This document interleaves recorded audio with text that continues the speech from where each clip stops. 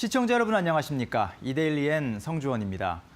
금융감독원이 주식시장에서 시가총액이 일정 수준 이상인 종목만 공매도가 가능한 공매도 지정제도 도입을 검토하고 있습니다. 금감원은 오늘 국회 정무위원회 국정감사 업무 현황 보고에서 홍콩 사례 분석을 통해 공매도 가능 종목을 일정 기준에 따라 지정하는 방안을 검토 중이라는 입장을 재확인했습니다.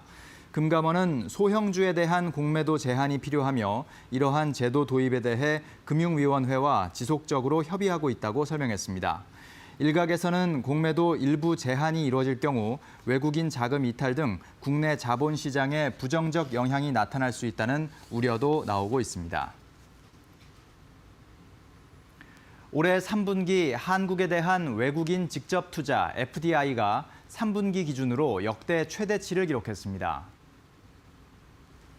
산업통상자원부는 3분기 FDI 동향에서 FDI가 신고 기준 52억 3천만 달러라고 밝혔습니다. 작년 3분기와 비교하면 43.6% 늘었습니다. 산업부 관계자는 신규 투자보다는 이미 진출한 외투 기업이 투자를 늘렸다면서 K-방역이 효과를 거두면서 코로나19로 지연됐던 기존 프로젝트가 점차 현실화하는 것 같다고 분석했습니다. 포스코 인터내셔널은 국내 자동차 부품 중견 기업인 이레 AMS와 함께 베트남 빈페스트사로부터 전기차용 부품을 수주했다고 밝혔습니다. 빈페스트는 베트남 최대 민간 기업 빈그룹이 투자해 만든 베트남의 첫 완성차 업체입니다.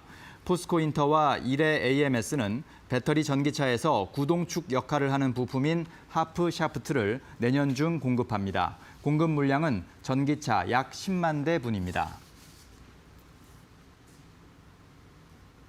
셀트리온 헬스케어는 항암제 바이오시밀러 2종을 브라질 공공시장에 공급하는 계약을 따냈다고 밝혔습니다.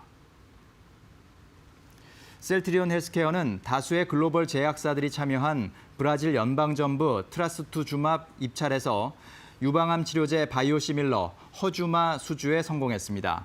이에 따라 향후 1년간 브라질 트라스투주맙 공공시장에 허주마를 공급하며 공급량은 전체 시장의 약 40%에 해당한다고 셀트리온 헬스케어는 설명했습니다. 이어 상파울루주 입찰에서는 혈액암 치료제 트룩시마 수주 계약을 따냈습니다. 지난달 가계대출이 9조 6천억 원가량 증가하면서 9월 기준으로 2004년 이후 가장 큰 폭의 증가세를 기록했습니다. 한국은행이 오늘 발표한 금융시장 동향 통계에 따르면 9월 말 기준 은행의 가계대출 잔액은 957조 9천억 원입니다. 이는 한 달 사이 9조 6천억 원 증가한 것으로 8월에 이어 역대 두 번째로 큰 월별 증가액입니다. 9월만 놓고 보면 한은이 관련 속보를 작성한 2004년 이후 가장 큰 규모입니다. 세부적으로 살펴보면 전세자금 대출을 포함한 주택담보대출이 6조 7천억 원, 신용대출이 대부분을 차지하는 기타 대출은 3조 원 증가했습니다.